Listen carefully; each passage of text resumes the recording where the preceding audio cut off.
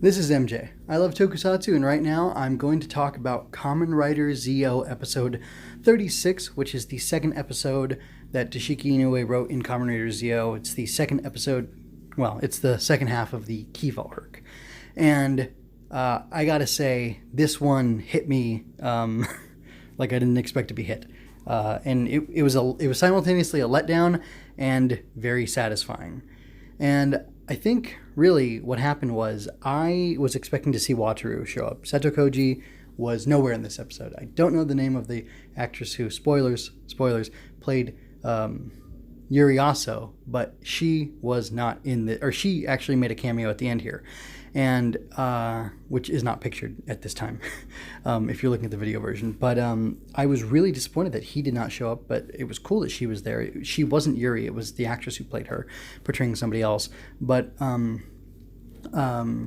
whatever, Yuko, I can't remember her last name or her other name, but Yuko, I enjoyed her presence again, and her turn to being completely villainous was a shock to me, and I was kind of surprised by how, I mean, it didn't, in the moment, it well, I was going to say this. I'm kind of surprised by how emotionally affected I was by this. What do I mean by that? Was I crying about it? No.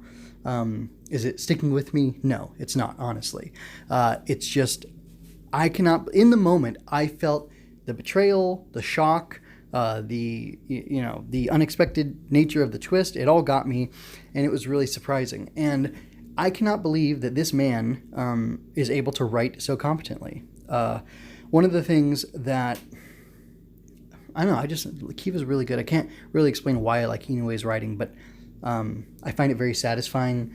I find it very impactful and emotional, and it's kind of subtle, and it's almost like he tricks you, and I think Riku Sanjo does this actually pretty well too, takes you on a journey with characters where he puts a light on them and kind of makes you feel for them, makes you sympathize and empathize with them. And it's really strange because I went through Kamen Rider Double like, oh, I love this character, I hate this character, I love this character, I hate this character, and it wasn't one character back and forth during the show. Some characters did that, but it was different characters too. As episodes went on, different characters rose to prominence and really grabbed my attention, and I felt very strongly about them while I was watching the show. And I feel that same way about Kiva, and I feel that same way about this episode. And I think, like I said, that Sanjo and Inoue share a skill there for causing the audience to be gripped by a particular character.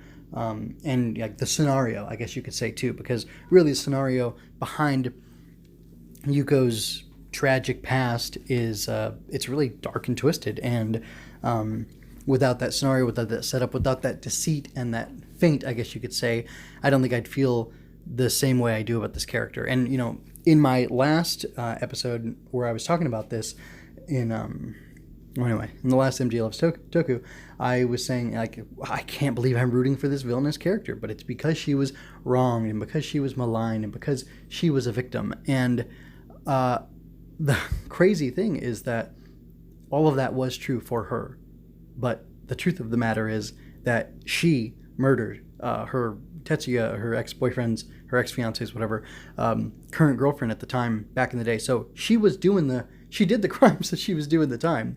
And it turns out that she has this uncanny ability, and I guess I'm kind of overstating, this is not said in the text, but she has this uncanny ability to deceive herself and to buy into her own lies, her own fiction, her own, gosh, I almost think there was a reference in it, like her own little world, where she was a victim, where she was set up, where she was innocent, even as she was guilty of committing this murder. And then she lies to Sougo and says, I promise I won't go for revenge anymore. Of course not. Yes, you're right, I won't. I'm just going to change the laws. And then she goes and murders 3 other guys simultaneously, which who were involved in her prosecution, which is crazy. But I want to stop talking about Yuko and the writing and stuff, talk about some spectacle.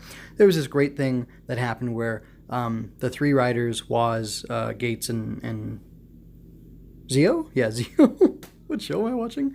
They all like throw their big bad weapons at Ginga, who is revived with the sun's power. Hey, he's like Superman. That's kind of funny. Anyway, he somehow has like frozen their weapons in front of him, so they're not hitting him. And then they all do a rider kick at the same time, and they each rider kick into the tip of their weapon, like the handle part, and it pushes the blade or the offensive part of the weapon into Ginga. And I think that's how they overpower him and attack him. I don't know. It just looked cool, so I decided to include it in here. As much as I love the story stuff, Tokusatsu is spectacle, and I love the spectacle of it too. And I already talked about the cameo by Yuri Asa's actress, and that was cool. I liked seeing her there. It was a little funny to me that line. Oh, you know what? It's not. See, again, here's another thing of like the deceitful, twisty writing of Inoue. Yuko claimed that she was the one who said that stuff, and who was the sailor girl. And she wasn't. She lied about that too, just like she lied about being innocent. And it turns out that this nice lady that Sougo meets at the end and helps with her bike, she is the actual sailor girl. And I don't think she recognized him. I doubt she's coming back. I think she just had a baby. So like, she's probably definitely not coming back, if that's the right news I was following. Anyway, but like, it's this extra hit, it's this extra punch, it's this very like, it's almost like a Bruce Lee has like the 1-inch punch where he just comes right there, boom, and hits you hard. And Meteor also has it. It's like I'm gonna say a 1-2 punch where like it hits you. It's like the Futai no Kiwami from Rurouni Kenshin. It hits you, boom, there's the initial impact, and then like a little bit later, slightly delayed reaction, boom, there's a second hit, and it really works on me. And I don't know, man. I was really stricken by this episode, but I don't want to prattle on because I don't have that much else to say. And if you're watching the video version, I've run out of images to talk over. So I'm going to go ahead and wrap it up here. What did you think about this episode? Did you think the writing of it was good? Did you think the arc held up altogether? Or was it like too much deceit? Was it too much like contradiction, so to speak, between what happened in episode 35 and what supposedly happened in the past and what happened in 36? Like, how did you receive it? How do you judge this one? And do you see that Inoue and Sanjo share that ability or technique?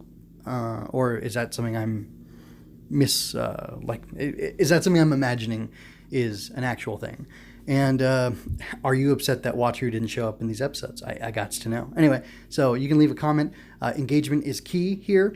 So you can leave a comment also on my blog, but on YouTube you can leave a comment, and that's going to really help me to grow the channel. If you comment, if you like, if you share, and then that'll be for my benefit. And for your benefit, you can subscribe and ring the notification bell so you can get a notice of every video I put up whenever I put it up. And you can also check really soon. I'm going to have an iTunes, an RSS, and a Google Play link in the description of the show notes of the post, and I'll probably put it on the YouTube too for you to find that, so you can get the audio only versions of this through subscription. Anyway, thank you so much for your time, and take care.